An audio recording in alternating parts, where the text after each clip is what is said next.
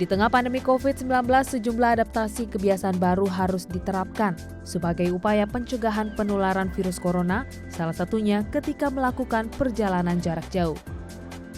Inilah yang kemudian mendorong relawan New Future Disaster Management Center atau NDF-DMC berkolaborasi dengan organisasi Save the Children melakukan gerakan kampanye mudik sehat.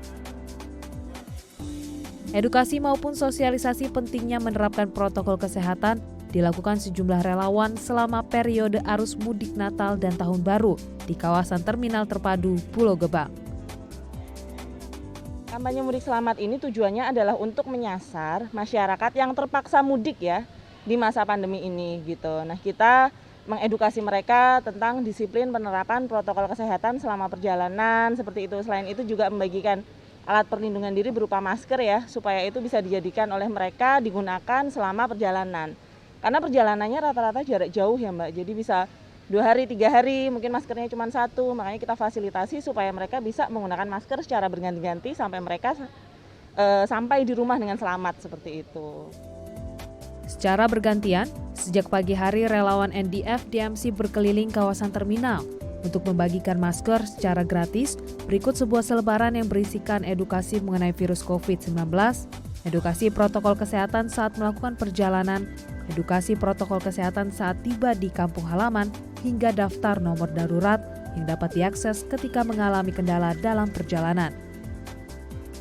Selain memberikan alat pelindung diri seperti masker, para relawan juga kembali menjelaskan seputar protokol kesehatan saat melakukan perjalanan maupun memberi peringatan kepada pelanggar protokol kesehatan di kawasan terminal.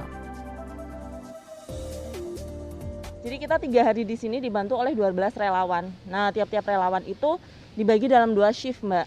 Jadi dalam 1 shift itu kita sudah ukur ya, mengikuti protokol kesehatan maksimal 3 jam gitu. Jadi teman-teman volunteer emang kita tempatkan di sini shift 1 jam 9 sampai jam 12, shift 2 jam 1 sampai jam 4. Tidak boleh lebih supaya menghindari resiko paparan seperti itu.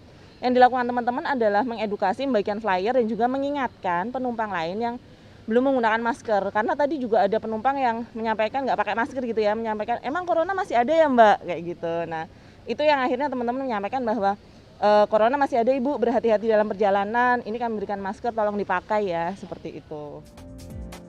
Melalui edukasi ini, harapannya masyarakat dapat terus melakukan pencegahan penularan virus corona dengan membatasi mobilitas dan menerapkan protokol kesehatan secara ketat jika terpaksa harus melakukan perjalanan jarak jauh. Priscilia Claudia, Reski Adrian, DAI TV.